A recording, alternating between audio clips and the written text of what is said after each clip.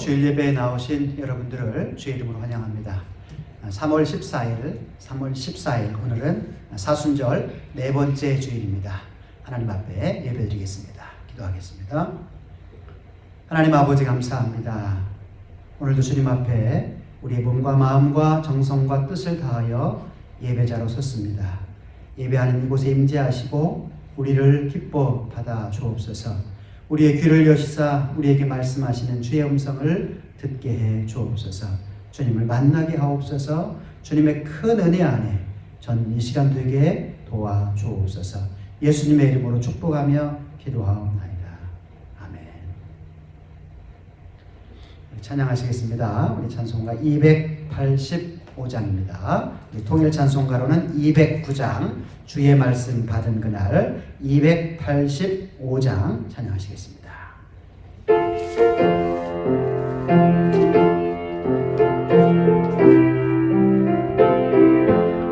주의 말씀 받은 그날 참 기쁘고 복되도다. 이 기쁜 마음 못 이겨서 온 세상에 선하노라. 기쁜 날 주 나의 죄 다 씻은 날 늘 깨어서 기도하고 늘 기쁘게 살아가리. 기쁜 날 주 나의 죄 다 씻은 날 인소한 날 내 선한 몸 새 사람이 되었으니 이 몸과 마음 다 바쳐서 영광의 주를 섬기리. 기쁜 날 주 나의 죄 다 씻은 날 늘 깨어서 기도하고 늘 기쁘게 살아가리. 기쁜 날 주 나의 죄 다 씻은 날 새 사람 된 그날부터 평안한 마음 늘 있어서 이 복된 말 전하는 일 나의 본분 삼았도다. 기쁜 날 주 나의 죄 다 씻은 날 늘 깨어서 기도하고 늘 기쁘게 살아가리. 기쁜 날 주 나의 죄 다 씻은 날.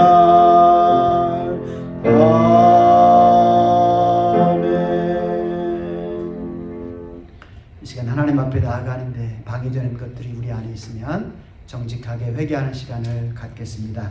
미움과 욕심과 상한 감정과 염려와 불안과 두려움, 교만한 생각들, 불신의 마음들, 이 모든 것들을 십자가 앞에 내려놓고 회개하는 시간 잠시 갖습니다.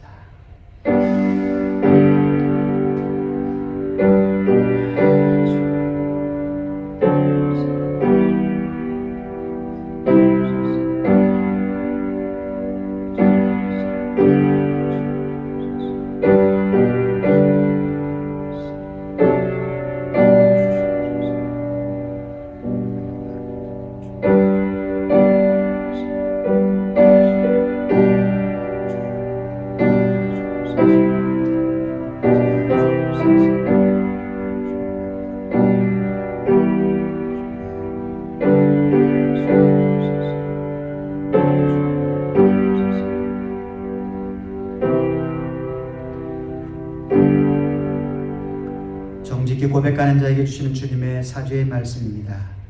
우리가 우리 죄를 자백하면 그는 미쁘시고 의로우사 우리의 죄를 사하시며 우리를 모든 불의에서 깨끗하게 하실 것이요. 아멘. 이 시간에는 나의 신앙을 하나님 앞에 고백하는 시간입니다. 우리 찬송가 한 면에 새로 번역된 사도신경을 함께 읽어가면서 나의 신앙을 하나님 앞에 고백합니다.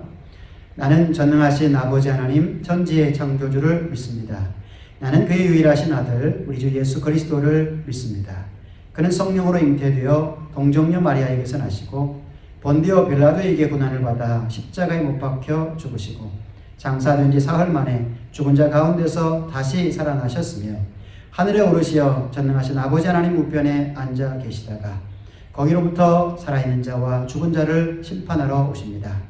나는 성령을 믿으며 거룩한 공교회와 성도의 교제와 죄를 용서받는 것과 몸의 부활과 영생을 믿습니다. 아멘. 우리 찬양하시겠습니다. 찬송가 288장, 우리 통일 찬송가로는 204장입니다. 예수를 나의 구주 삼고 288장 찬양하시겠습니다.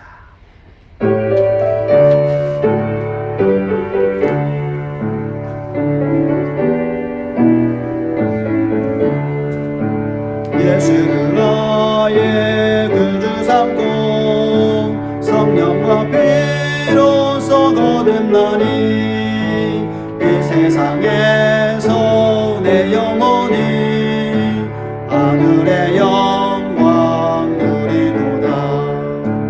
이것이 너의 간증이요 이것이 나의 찬송일세.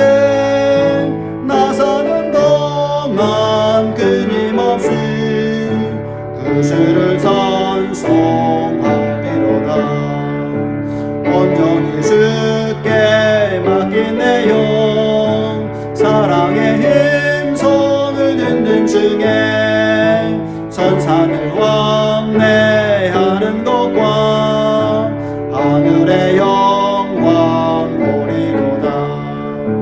이것이 너의 간증이요 이것이 나의 찬송일세.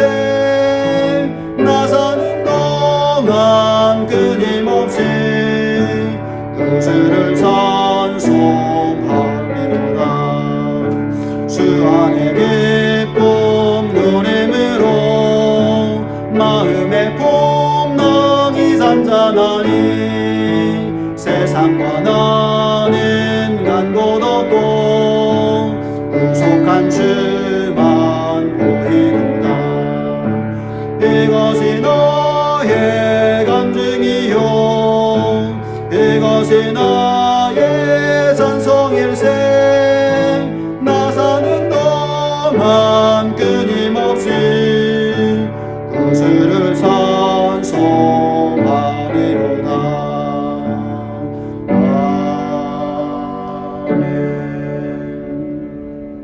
기도하겠습니다. 하나님 아버지 감사합니다. 우리를 불러서 하나님을 아버지라고 부를 수 있도록 허락해 주시고 오늘도 주님 앞에 나와 감사한 마음으로 예배드릴 수 있도록 인도해 주신 것 감사드립니다. 이 시간 우리의 마음을 사로잡아 영과 진리 안에서 주님이 받으시기 합당한 예배를 드릴 수 있게 도와주옵소서. 그렇게 드려지는 예배를 통해 주님께만 영광이 되게 인도해 주옵소서. 아직까지 코로나의 상황이 우리의 삶과 모임을 어렵게 하고 있습니다. 이럴 때일수록 주님을 더욱 의지하게 하시고 주님께 엎드리게 하시며 주님의 도우심과 사랑을 경험할 수 있는 성숙한 신앙인으로 나아가게 우리 모두를 인도해 주옵소서. 또한 이러한 재난을 통하여 주님이 우리를 향해 말씀하시는 그 음성을 듣게 하시고 우리에게 향한 하나님의 뜻을 깨닫게 하시며 주님이 오실 날을 믿음으로 잘 준비할 수 있는 기간들이 되게 인도해 주옵소서. 주님의 몸된 교회를 지켜주옵소서. 이 지역에서 감당해야 할 그러한 주님의 사명을 잘 깨닫고 연합하여 감당할 수 있게 도와주옵소서. 현장 예배를 통하여 우리의 약해진 열정들이 다시금 회복되어지는 은혜가 있게 도와주옵소서. 오늘도 선교지에서 수고하시는 선교사님들과 그 가정과 하시는 사역을 지켜주옵소서. 뿌린 씨앗들이 결실을 맺어서 하나님 나라가 놀랍게 확장되어지는 역사가 있게 도와주옵소서. 우리 조국 대한민국과 이 미국 땅도 불쌍히 여겨주옵소서. 하나님께 받은 은혜와 축복을 이 땅에 전파할 수 있도록 도와주시고 또한 그 사람으로 섬길 수 있는 복의 통로들이 다 되게 도와주옵소서. 오늘도 이 영상을 통하여 예배드리는 모든 성도들과 그 가정과 생업을 지켜주시고 예배자들에게 약속하신 영육간의 풍성한 축복을, 기쁨을, 감사를, 평강을 허락해 주옵소서. 이 예배를 통하여 영광 거두어 주옵시기를 원하옵고 예수님의 이름으로 축복하며 기도하옵나이다. 아멘.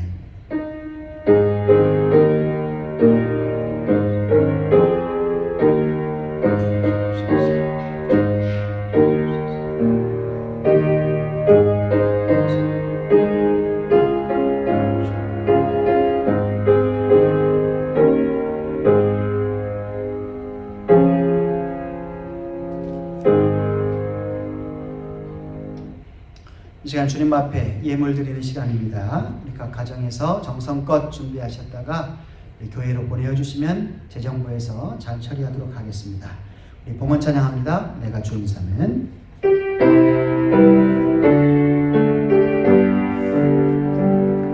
내가 주인 삼은 모든 것 내려놓고 내 주 되신 주 앞에 나가 사랑했던 모든 것 내려놓고 주님만 사랑해.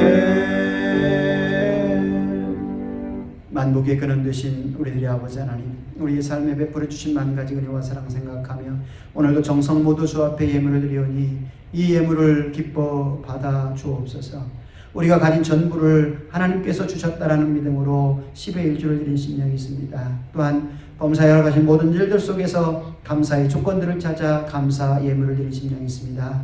주님의 몸된 교회를 이 땅에 바로 세우고자 또 땅 끝까지 이루어 주의 복음을 증거하라는 이 위대한 주님의 사명 감당하고자 선교 예물을 드린 심령도 있습니다.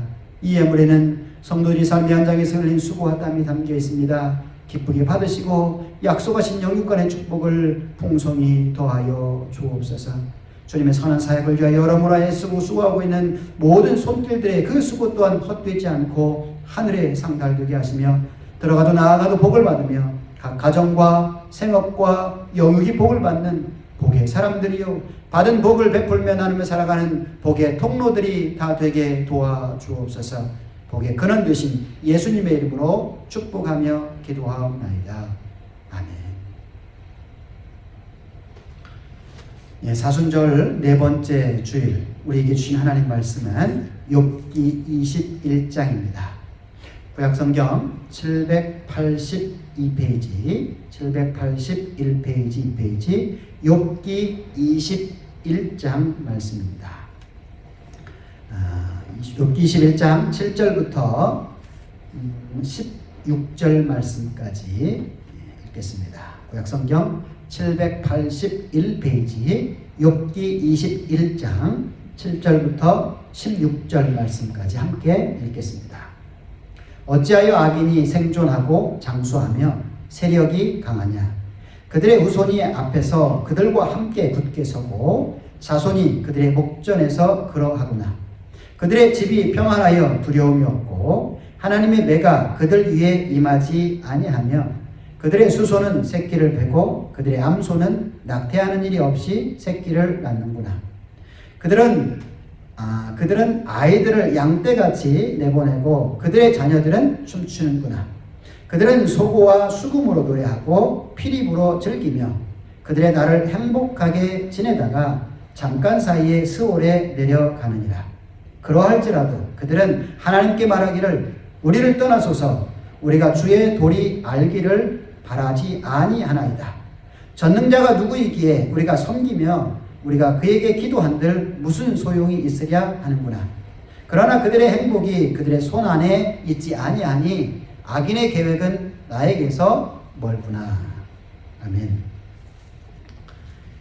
미국의 권위 있는 신학대학교인 고든 코넬 대학교에서 조사한 2020년도 세계 종교 분포 상황을 보게 되면 기독교 인구가 약 33% 아직까지는 가장 많습니다.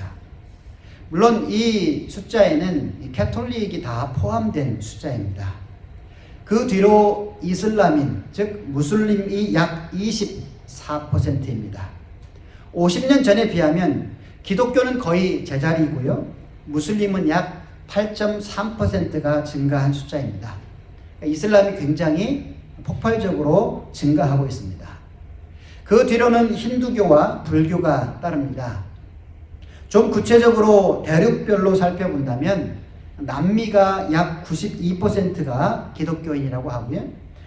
우리가 사는 이 북미가 약 77%, 유럽도 약 78%, 아시아는 약 10%만이 기독교인이다. 이렇게 조사됩니다. 아시아에서 기독교 인구가 가장 많은 나라는 중국입니다. 약 1억 4천만이 기독교인이다. 이렇게 발표되었습니다. 물론 이 통계는 정확하지는 않을 수 있습니다. 일례로 유럽의 약 80%가 지금 기독교인이다라고 이렇게 조사는 되어져 있는데 프랑스에서는 한 절반 정도도 안 된다. 그런 통계도 있기 때문입니다. 소위 말만 기독교인, 썬데이 크리스찬인 경우가 얼마나 많겠습니까? 그래서 그 많고 웅장했던 교회와 성당들이 다 문을 닫고 박물관이나 이슬람 사원으로 팔리는 경우가 많이 있다라고 합니다. 그럼 왜 이렇게 사람들이 이 기독교를 점차 떠나가는가? 왜 믿음 안으로, 복음 안으로 들어오기를 거부하는가? 이에 대해 성경은 무엇라고 답을 주고 있는가? 오늘 살펴보고자 합니다. 왜냐하면 이들이 가진 이 문제가 때로는 우리의 고민이기도 하기 때문입니다. 우리도 그러한 문제들에 걸려서 때론 시험에 빠지기도 하고 그러한 고민들 때문에 믿음 안으로 온전히 들어가지 못할 때도 있기 때문입니다. 첫째 문제는 성경에 대한 불신이 있기 때문입니다. 소위 성경은 너무나 구시대적인 것이다. 우리는 지금 21세기 첨단 과학시대를 살아가고 있는데 이 성경은 쓰여진 지도 벌써 수천 년이나 되었고 옛날 얘기고 너무 현실적이지도 않다. 너무 구닥다리 얘기다. 이러한 주장입니다. 또한 성경은 단지 이스라엘 한 나라의 역사이니까 우리하고는 별로 상관없는 얘기다. 그러한 생각들. 그리고 성경은 지성적이지도 못하다. 논리적이지도 않다. 허황된 이야기들이 많이 담겨진 그러한 책이다. 그래서 믿지 못하겠다라는 그러한 주장들을 합니다. 아마 우리 중에도 이러한 생각과 고민을 가졌던 분들이 분명 있으실 겁니다. 물론 이 예배에 참여할 정도라면 이 첫 번째 문제는 어느 정도 해결하셨으리라 그렇게 생각이 듭니다. 자, 성경이 기록된 그 시기를 보면 지금부터 약 수천 년 전에 기록된 것이 사실입니다. 내용도 지금 시대의 이야기가 아니라 수천 년 전의 사건들 그리고 그때 당시 살았던 사람들의 이야기를 담고 있습니다. 하지만 성경을 읽다 보면 이 수천 년 전에 이렇게 살던 그 사람들이 안고 살아가는 많은 문제들 그리고 그들의 삶의 모습들을 보면 요즘 시대의 우리의 모습과 우리의 생각들과 별반 다르지 않은 것을 보게 됩니다. 물론 당시에는 휴대폰도 없었을 것이고 자동차도 없었겠지만 그들이 안고 살아가는 어떤 삶의 고민들과 문제들을 보면 똑같습니다. 그래서 역사가들은 역사는 돌고 돈다 그런 말을 했다고 생각합니다. 그러니 성경이 아주 오래전에 기록된 책이니 무조건 못 믿겠다라는 그러한 말은 설득력이 떨어집니다. 또한 성경은 단지 이스라엘의 역사이기 때문에 우리하고는 상관없는 이야기다라는 그러한 주장에도 문제가 있습니다. 사건이나 상황을 보는 관점에 따라서 다르게 주장할 수 있는 것은 분명 사실이지만 정확히 말해서 이 성경은 이스라엘의 역사를 기록한 것이 아니라 하나님의 역사를 기록한 책이다. 이렇게 설명할 수 있습니다. 하나님이 이 세상을 어떻게 만드셨고 어떻게 다스리고 계시고 문제가 발생할 경우에 어떻게 그 문제를 이끌어 가시고 해결해 가시는지에 대한 이야기입니다.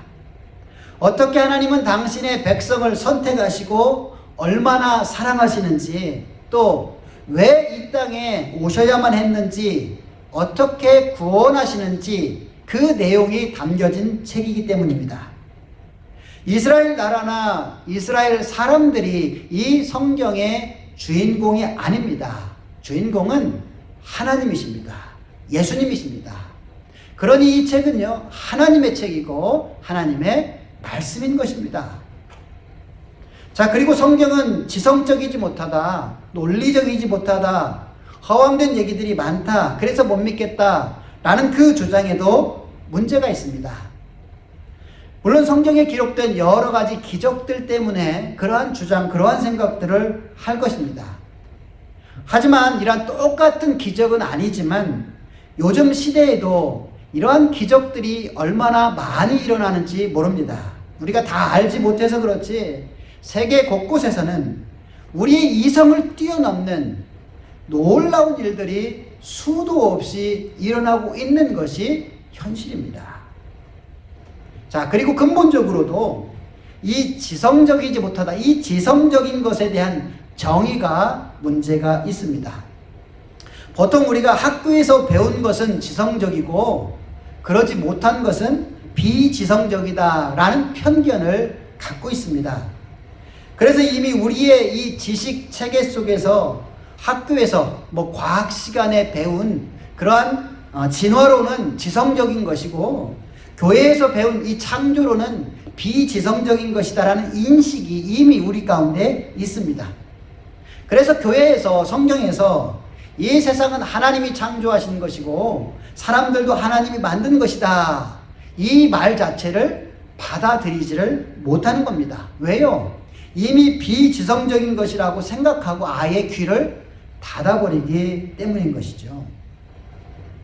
그리고 성경에 대해서 이런 비판을 하려면 적어도 성경을 한 번은 제대로 읽고 한다면 그래도 좀 이해가 됩니다. 그런데 한 번도 제대로 읽지도 않고 연구하지도 않고 그저 귀로 주워 들은 몇 가지 그 이야기만으로 함부로 평가하는 것이 문제입니다. 예수님 시대에도요, 사람들이 예수님을 하나님의 아들로 믿지를 못했습니다.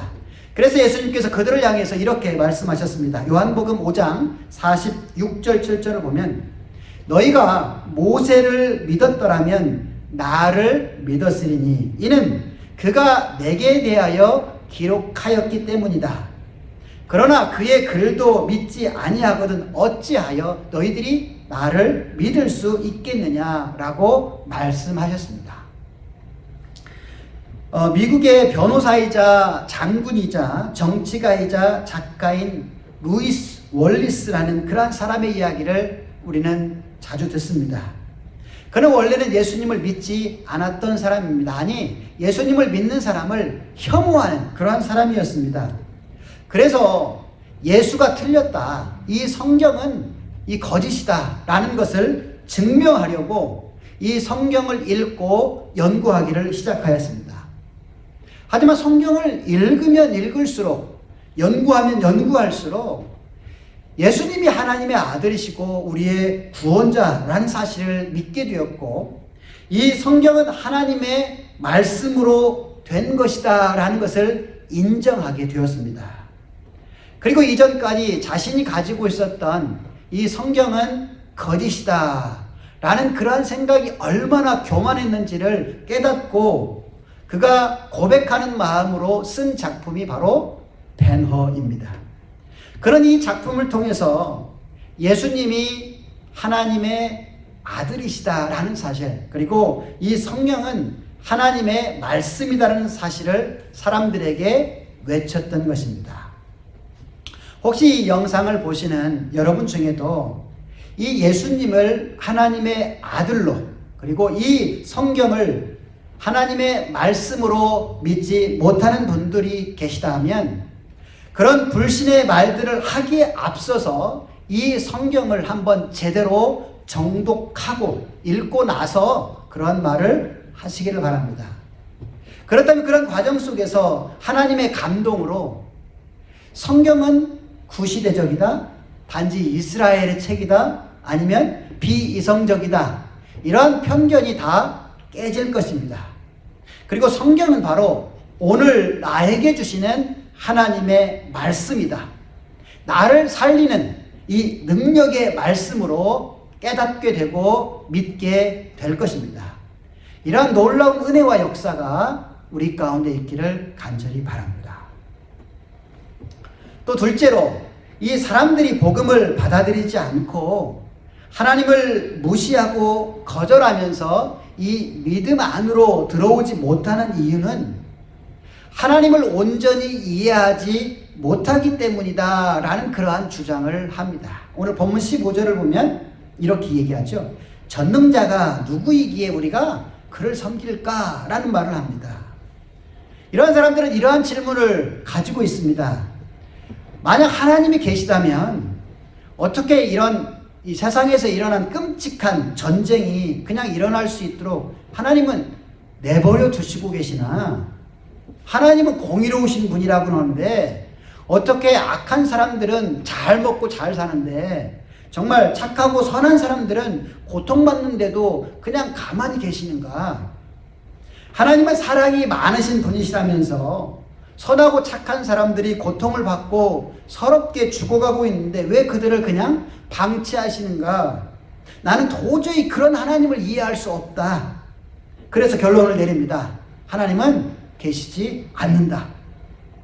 아니, 하나님이 계셔도 이러한 상황을 제대로 컨트롤하지 못하시는 그러한 분이기 때문에 굳이 그런 하나님을 믿을 필요가 없다. 그런 가치가 없다.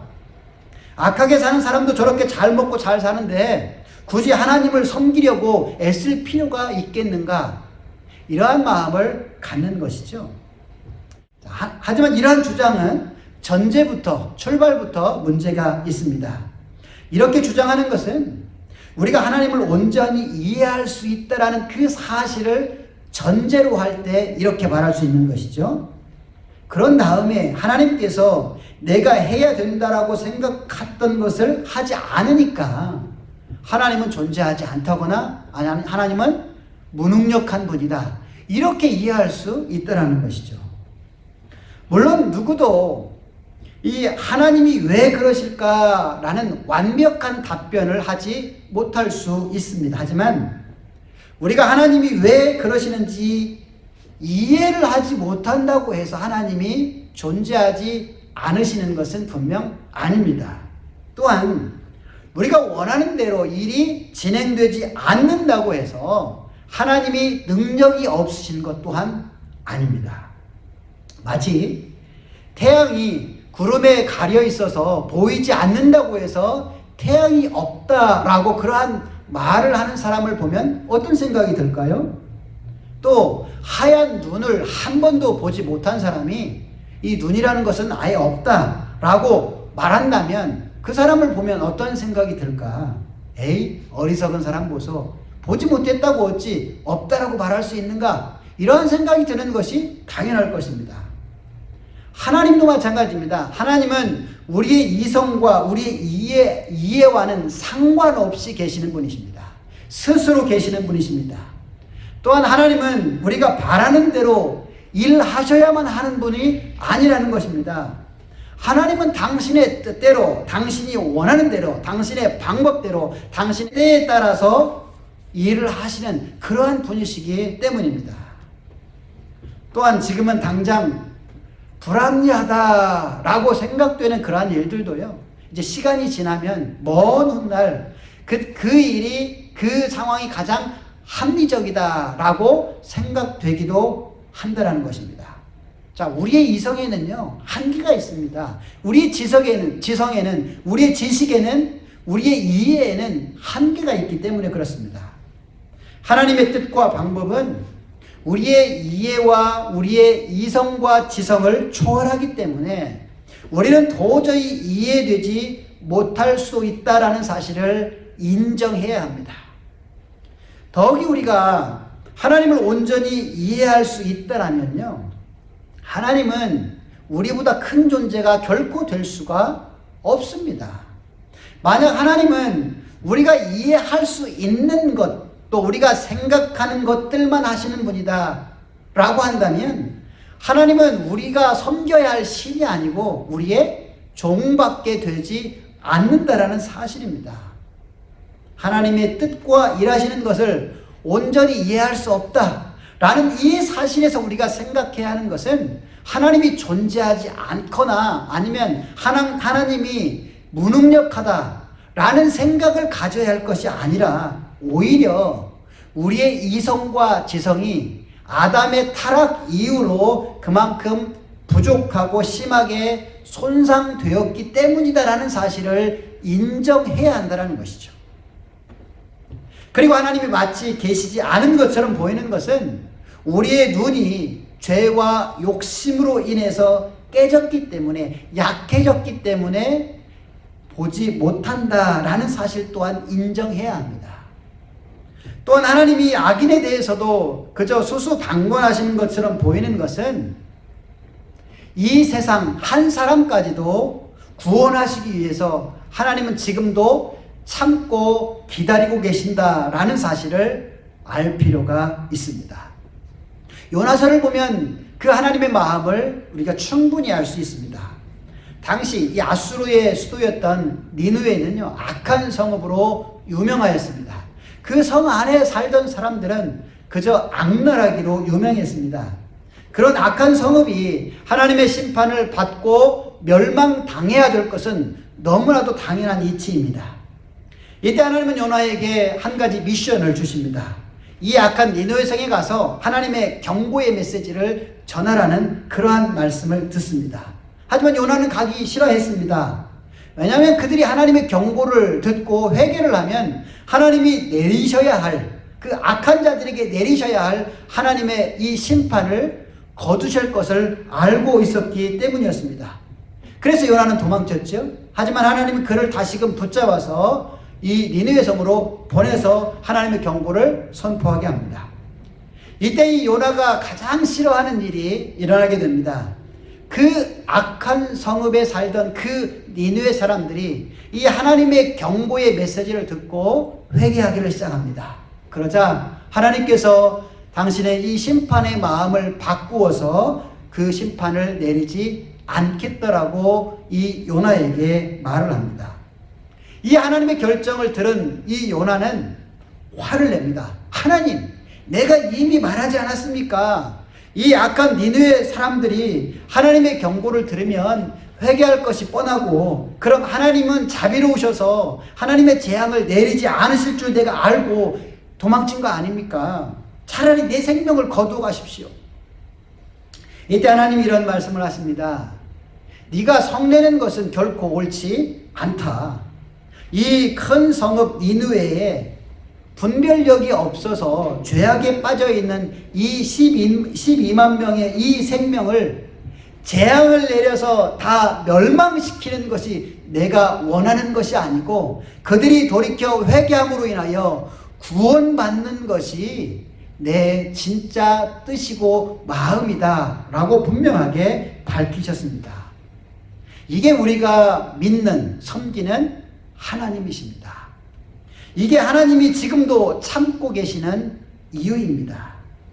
만약 하나님이 우리가 짓는 죄에 대해서 즉각적으로 반응하셨다면 아마도 저와 여러분은 결코 이 자리에 존재하지 못했을 것입니다. 하나님은 우리가 구원받기 위하여 회개할 것을 기다리고 계십니다.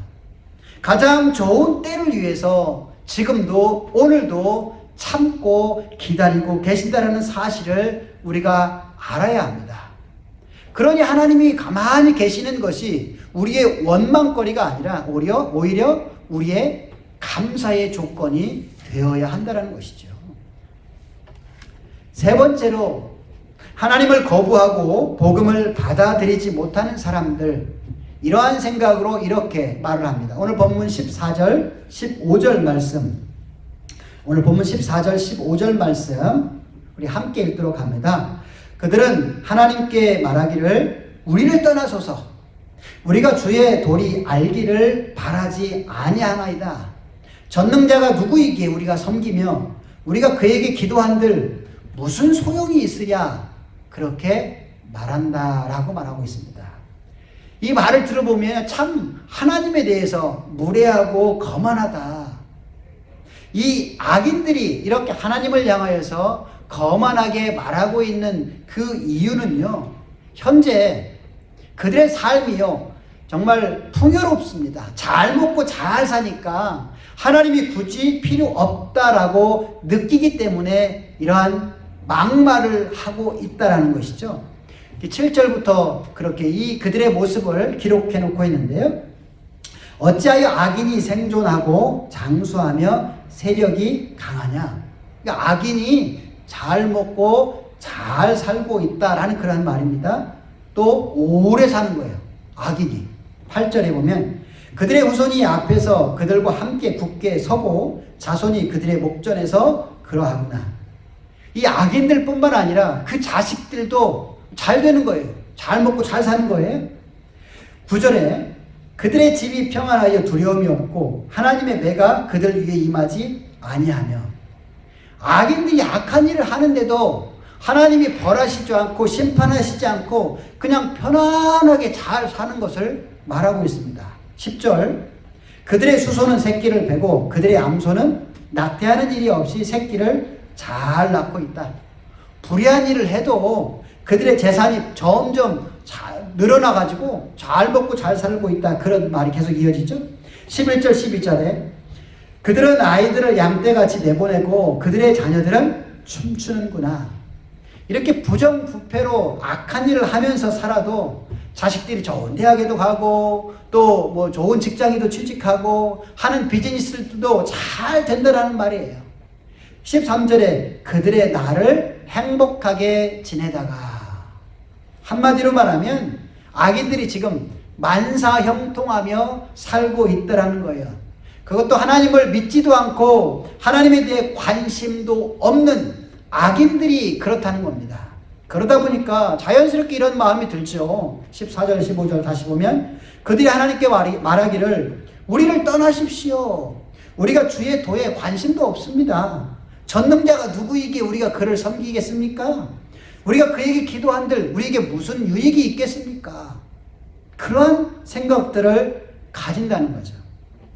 이미 충분히 가지고 있기 때문에, 이미 필요한 것이 완전히 차 있기 때문에 굳이 하나님을 믿을 필요도 없다라는 겁니다. 하나님을 섬기려고 시간과 물질을 내어 교회에 나올 필요도 없고, 교회에 이것저것으로 묶일 필요도 없고, 머리도 복잡한데 성경을 알고 싶지도 않고, 설교를 들으면서 괜히 혼나는 느낌을 받을 필요도 없고, 당장 부족한 것이 없으니 하나님 앞에 엎드려 기도할 필요도 없다라는 말이에요. 그럼 이런 말과 이런 생각의 가장 큰 문제점이 뭘까요? 필요한 것이 있을 때에만 하나님을 찾고 자신에게 유익이 될 때만 하나님 앞에 엎드린다라는 거죠. 그러니까 물질 세계에 사는 현대인들의 모습을 이 수천 년의 예전에 이 욥이 지내던 그 시대에도 똑같은 모습이 있었다는 겁니다. 이게 세상 종교의 가장 큰 특징 중에 하나입니다. 성경에 나오는 많은 이방 종교들의 특징이 바로 이렇습니다. 성경을 보면요, 이방 신을 섬기는, 우상을 섬기던 그들은요, 자신의 필요에 따라서 신을 만들고 섬깁니다. 농사가 잘 되기 위해서 비가 필요하면 비신 앞에 엎드려 기도하고요, 전쟁에서 승리하기 위해서는 힘있고 능력을 주는 그런 신을 만들어 놓고 섬깁니다. 마음의 위로와 평안을 위해서 또한 자식들을 많이 낳고 거대한 거부가 되기 위해서 바알과 아세라 신, 그런 신들을 만들어 놓고 섬기는 거예요. 한마디로 기복신앙적인 그러한 성격을 가진 그들의 모습을 볼 수가 있다라는 것이죠. 자, 그럼 우리는 어떻습니까? 때로 우리도 이러한 생각을 가지고 하나님을 섬길 때가 있지 않는지 우리가 정확히 우리 자신을 돌아볼 필요가 있습니다. 뭐가 필요할 때만 하나님을 찾고 뭐가 도움이 될 때만 하나님을 섬기고 있지는 않는지, 내가 가진 문제를 해결받고자 하나님 앞에 기도하고 있는 것은 아닌지 돌아볼 필요가 있습니다. 물론요, 우리가 어떤 문제를 가지고 있을 때 그 문제 해결을 위해서 하나님 앞에 엎드려 기도하는 것 이 자체가 문제다라는 말은 아닙니다. 진짜 문제는 뭐냐? 그럴 때만, 자신이 필요할 때만, 어떤 도움이 될 때만 하나님을 찾는다라는 것이 문제죠. 자신이 필요할 때에만 하나님 앞에 엎드려서 기도하는 것이 문제입니다. 자, 그렇게 되면요, 그 문제가 해결이 되면 자신의 필요가 만족이 채워지면 더 이상 하나님을 찾지도 않고 믿지도 않고 섬기지도 않게 된다는 것이죠. 전능자가 누구이기에 우리가 섬기며 우리가 기도한들 무슨 유익이 있으리요?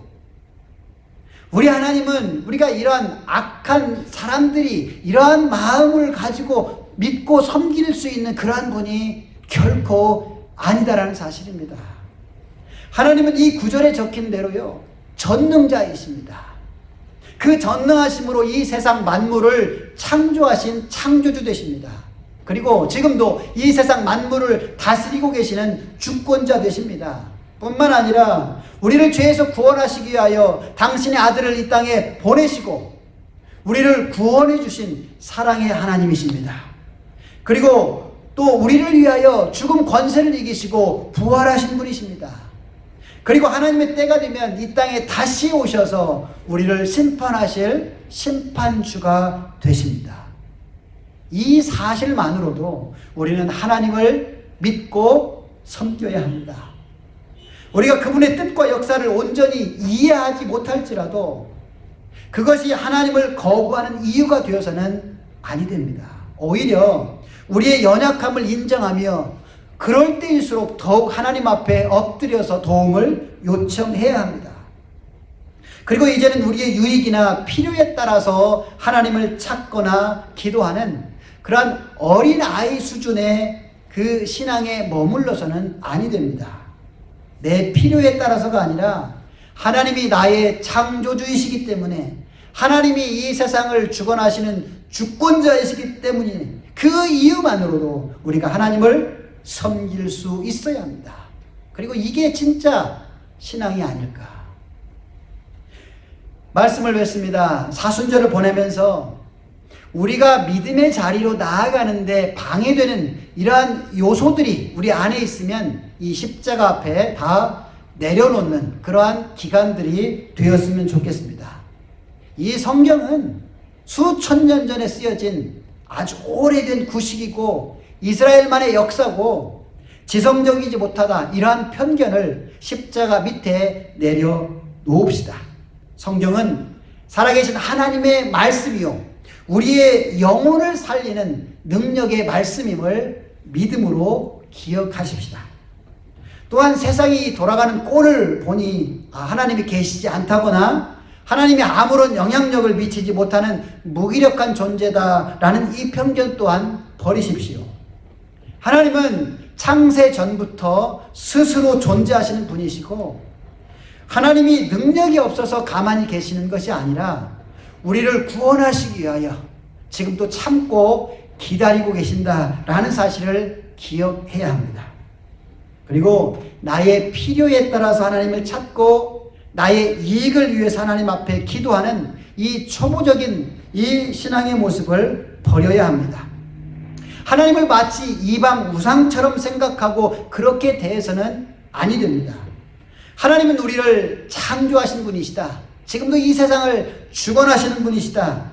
하나님은 우리를 구원하시기 위하여 이 땅에 당신의 아들을 보내시고 십자가에서 죽으심으로 인하여 우리를 구원하신 구원자이시다. 이 땅에 다시 심판하러 오시는 심판주 되신다.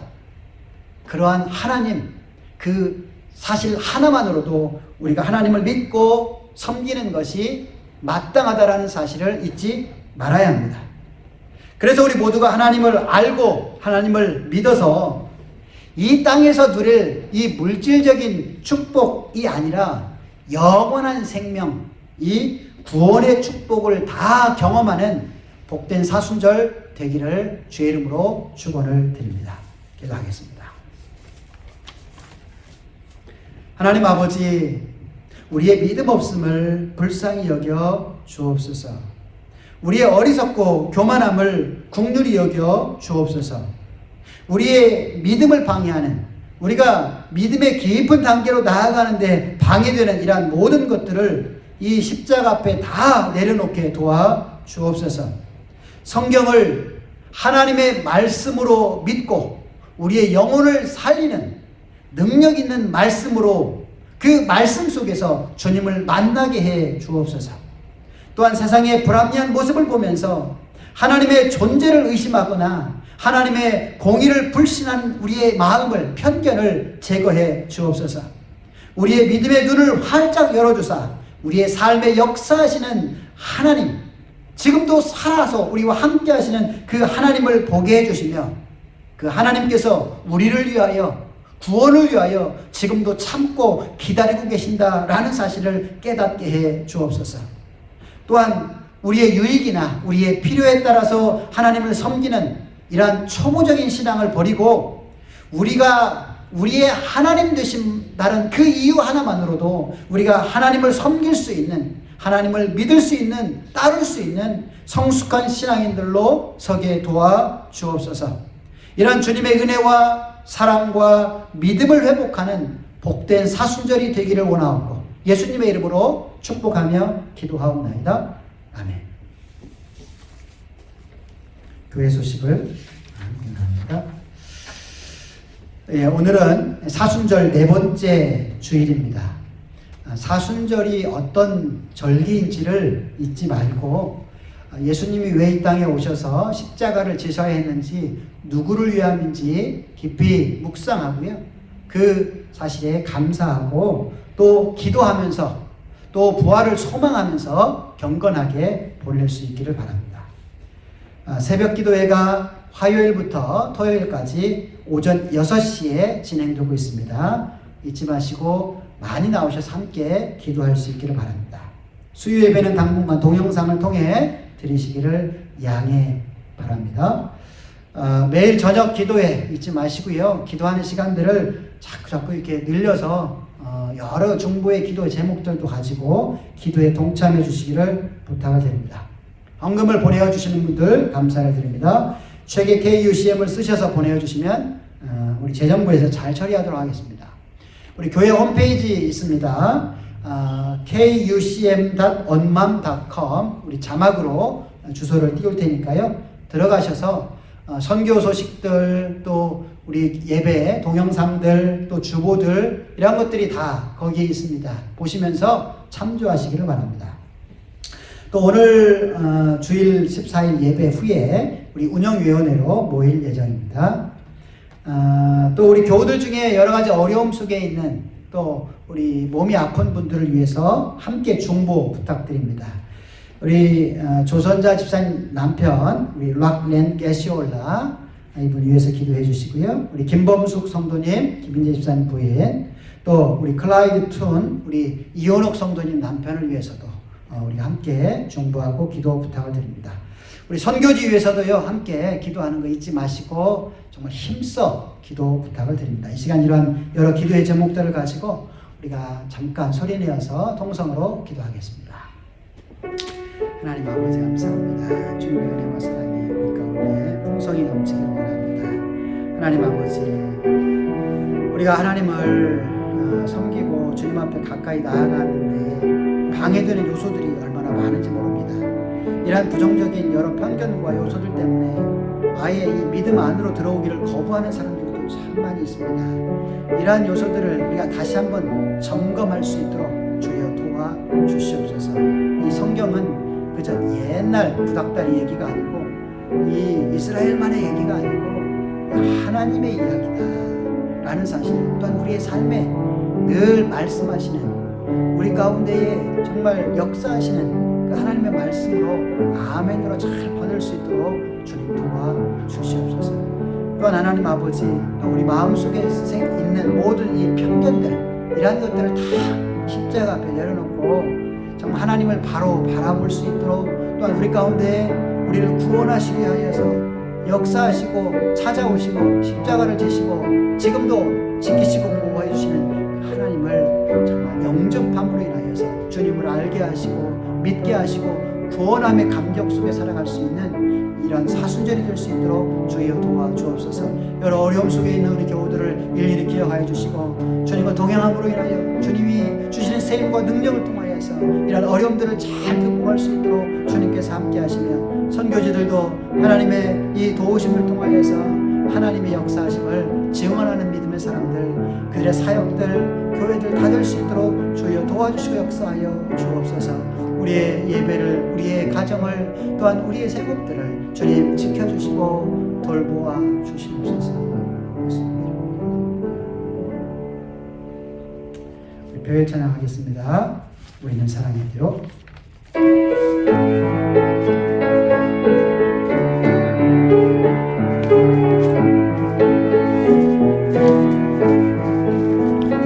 우리는 사랑의 피로 하나가 되었습니다. 하나님을 사랑하고 예수님의 사랑을 널리 전하세. 모두 찬양하며 주의 이름을 전하세. 모두 함께 예수님의 사랑을 세상에 널리 알리세. 하나님 아버지, 주님 앞에 나오는데, 주님을 믿고 섬기는데 방해되는 요소들이 얼마나 이 세상에 많은지 모릅니다. 그러한 요소들 때문에, 그러한 편견들 때문에 주님을 믿지 못하고 따르지 못하고 섬기지 못하는 사람들도 많이 있고, 때로는 우리도 이러한 생각들에 사로잡혀서 정말 믿음의 깊은 단계에 나아가지 못할 때가 참 많은 것이 사실입니다. 오늘 이 말씀을 통해서 우리의 이 편견과 이 잘못된 생각들을 다 십자가 앞에 내려놓기를 원합니다.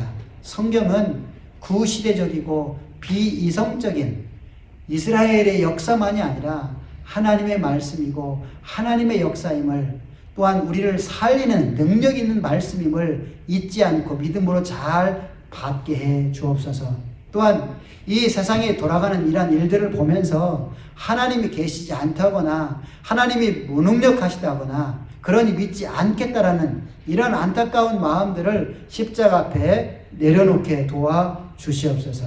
하나님은 창세 전부터 스스로 계시는 분이고, 하나님이 지금 일하시지 않는 것처럼 보이는 것은 우리를 구원하시기 위하여, 이 땅에 있는 한 사람이라도 더 구원하시기 위하여 참고 기다리고 계신다라는 사실을 잊지 않고 오히려 감사할 수 있게 도와주시옵소서. 또한 나의 필요에 따라서, 나의 유익에 따라서 하나님을 믿고 섬기는 초보적인 그런 신앙의 단계에 머무르는 것이 아니라, 그냥 하나님이 이 세상에 창조주시고 주권자시고 구원자시고 또한 심판자 되신다라는 이 사실 하나만으로도 우리가 하나님을 섬기며 따를 수 있는 그러한 성숙한 믿음의 사람들로 자랄 수 있도록 주여 도와주시옵소서. 우리가 이 사순절을 보내면서 이러한 성숙된 믿음의 자리로 우리가 나아갈 수 있도록 주님 도와주시옵소서.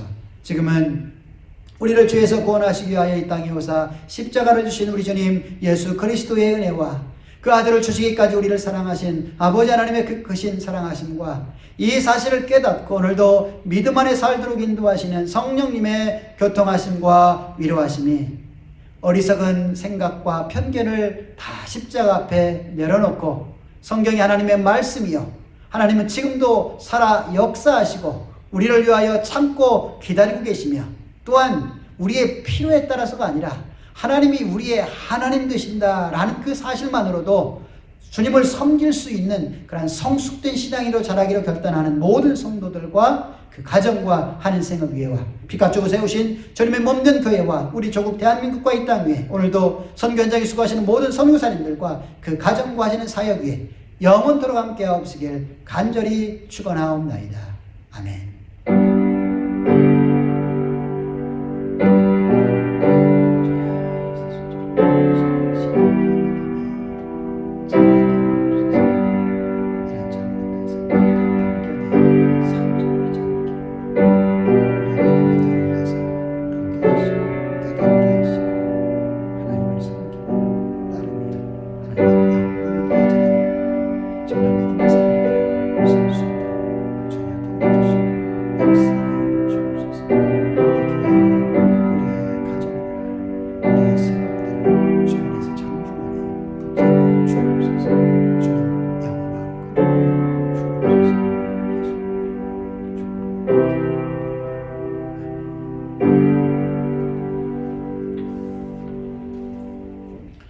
이상으로 사순절 네 번째 주일 예배를 모두 마치겠습니다.